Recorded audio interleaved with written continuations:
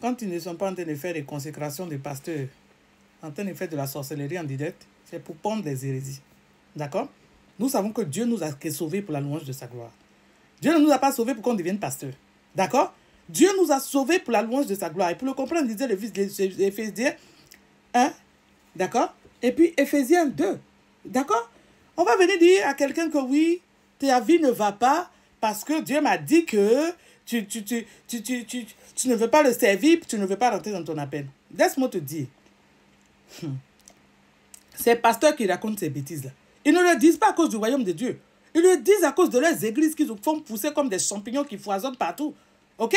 Parce que s'ils ne vous disent pas que vous avez un appel, que vous n'abandonnez pas tout pour venir servir dans leurs églises de merde, qui va venir assurer le rôle de pasteur dans ces églises-là? Il faut bien qu'on vous effraie. Il faut bien qu'on vous dise qu'il faut que vous puissiez tout abandonner. Et puis venir servir Dieu. Servir Dieu, ce n'est pas devenir pasteur. Servir Dieu, c'est louer la gloire de Dieu. Reconnaître qu'il nous a sauvés. Reconnaître qu'à un moment de notre vie, il a été là. Et qu'il est toujours là. Et Dieu nous a sauvés pour la louange de la gloire. Oh, de sa gloire. Au lieu de créer, au lieu de venir annoncer la parole de Dieu et créer des disciples pour Jésus, vous créez des disciples pour vous-même. Des gens qui vont venir vous servir avec dévotion. Au lieu de servir Dieu avec dévotion. D'accord? Et c'est ce qu'on remarque. Des gens, des chrétiens véreux qui servent des pasteurs véreux. Au lieu d'utiliser leur cerveau, qui ont décidé volontairement de mettre leur intelligence en vacances et d'écouter des hérésies, des inutilités que les pasteurs pondent à longueur de journée. D'accord? Ange-Marie va sortir, va venir faire ses vidéos. Vous allez venir mettre en commentaire, notre pasteur est le meilleur prédicateur. Je n'en ai rien à foutre des prédicateurs de merde de vos pasteurs. Ok? Parce que quand son pasteur est le meilleur enseignant, quelqu'un ne peut pas quitter à Harvard et puis venir rentrer à l'université de Brahma-Côté, aller écouter un professeur à Brahma-Côté. D'accord? Quand tu estimes que ton pasteur est le meilleur enseignant de la terre, tu restes là-bas.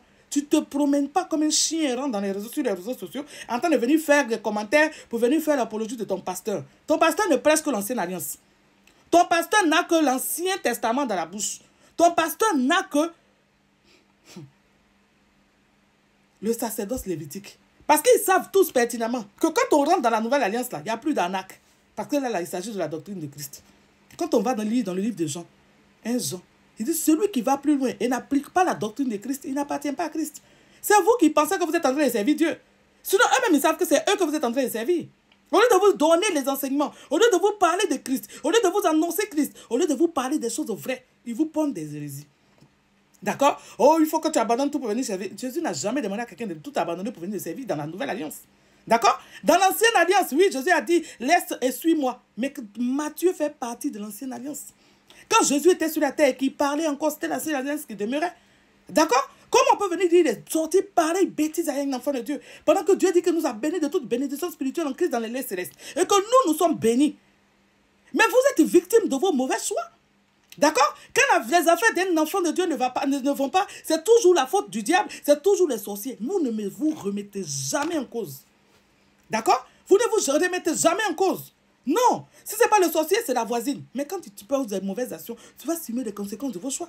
Aujourd'hui, on assiste dans les églises à beaucoup de femmes qui sont célibataires, qui ont quasiment 40 ans passés, 50 ans passés. Oh, nos pasteurs nous ont dit de vivre dans la sanctification. Toi, ton pasteur te dit de vivre dans la sanctification. Et puis toi-même, il se cache, il vient te draguer et puis il couche avec toi. D'accord? Ce sont ces phénomènes-là qu'on voit dans les églises. Ok? Ce sont ces phénomènes-là qu'on voit. Après, ça veut venir dire que tu as la preuve de ce qu'on a, tu affirmes. Moi, les gens me contactent pour venir, mais ça ne m'intéresse pas. Ce qui m'intéresse là, c'est la parole de Dieu. D'accord? C'est la parole de Dieu. C'est qui fait quoi? Qu'un pasteur fait quoi de sa vie sexuelle, c'est son problème. Mais n'empêchez pas les enfants de Dieu de vivre. D'accord? N'empêchez pas les enfants de Dieu de vivre. Vous présentez Dieu comme un père fouettard. Et vous, on doit vous servir avec dévotion. Pendant que vous-même, vous n'êtes pas en train de servir Dieu avec dévotion, vous voulez que vos fidèles vous servent avec dévotion. Il faut tout abandonner pour venir suivre Dieu. Mais Dieu, il est en moi. Mais Dieu, il habite en moi dans le Saint-Esprit. L'homme est une triptyque, l'homme est une trilogie. Quand on regarde autrefois dans l'Ancien Testament, l'adoration dans le temple, c'est cette même adoration-là que Dieu fait au travers de nous, raison pour laquelle il dit que vous êtes le temple du Saint-Esprit. Ne savez-vous pas que vous êtes le temple du Saint-Esprit, que l'Esprit de Dieu habite en vous? D'accord? L'Esprit de Dieu habite en moi, l'Esprit de Dieu habite en toi. Donc, quelle histoire de venir dire que oui, c'est parce que tu as refusé ton appel qu'aujourd'hui tes affaires ne vont pas? Adam et Ève ont péché dans le jardin. Dieu les a habillés avant de sortir. Le diable même qui est diable, qui nous pourrit la vie toute la terre ici, tous les jours. Là. Dieu n'a pas arraché au diable toute la puissance qu'il lui a donnée. Pourquoi c'est un enfant de Dieu qui est en train de... auquel Dieu a donné le libre arbitre, la capacité de pouvoir choisir. Si quelqu'un a décidé de choisir servir Dieu, il va le servir. Mais quand vous a dit que servir Dieu, c'est être pasteur. Qui vous a dit que servir Dieu, c'est être chantre. Qui vous a dit que servir Dieu, c'est venir à l'église. On sert Dieu partout et dans notre vie au quotidien. D'accord? Dieu a besoin des gens aussi instruits. Vos pasteurs, regardez, ils sont partis à l'école. Il y en a qui ont des grands diplômes. Ils viennent rendre des témoignages. J'étais ici, Dieu m'a dit de tout abandonner. Vous êtes des menteurs. Ok? Vous êtes des menteurs. Parce que quand il fallait parler devant le roi Agrippa, allez lire Actes des Apôtres. Dieu n'a pas envoyé Pierre. Dieu a envoyé Paul. Parce que Paul avait l'instruction pour pouvoir parler au roi. On a besoin de vous dans des institutions. Vous êtes tous vautrés à l'église, en train de chanter, en train de faire quoi, en train de servir des pasteurs. Maintenant, quand ils meurent, quand ils ne sont pas sur la terre, qu'est-ce que l'œuvre fait? L'œuvre coule. Quand vous les voyez en train de construire des églises partout là, on vous a dit que c'est parce qu'ils veulent que la parole de Dieu soit propagée. Non, c'est parce que de un, ils veulent être connus. De deux, parce qu'ils veulent que ce qu'ils vont retenir, c'est-à-dire que leur récompense pécuniaire là, puisse être grande. Parce qu'une personne qui a une multitude d'églises, les dîmes là viennent chez lui. Voilà la seule raison. La seule raison. Parce qu'ils pensent qu'ils sont tellement, je ne sais pas, indispensables qu'ils ont besoin d'être implantés partout. Mais Dieu n'a pas besoin de vous partout. Dans chaque pays, dans chaque contrée, dans chaque hameau, Dieu a appelé quelqu'un. Et vous jouez les intéressants. En train de venir emmerder les gens. D'accord? En train de venir présenter un père fouettard. Un Dieu qui frappe. Mais pour si Dieu frappait, il n'allait pas avoir de méchanceté sur la terre. D'accord? Il y a un jugement dans lequel Dieu va juger toutes choses. Donc Dieu frappe les chrétiens sur la terre ici. Il va les frapper encore après. Au bout d'un moment, il faut arrêter. Le diable est sur la terre ici, il n'a pas encore été jugé. L'homme ne peut pas être parfait. Et dans ta vie, tu ne vas pas toujours faire des choix efficaces. Tu vas faire des choix où tu vas te casser la figure. Mais quand tu te casses la figure, il faut une remise en cause. Et puis tu te lèves et puis tu continues d'avancer. Il y a toujours des chrétiens, c'est toujours le diable qui vous embête. D'accord? Pour vous là, c'est toujours le diable.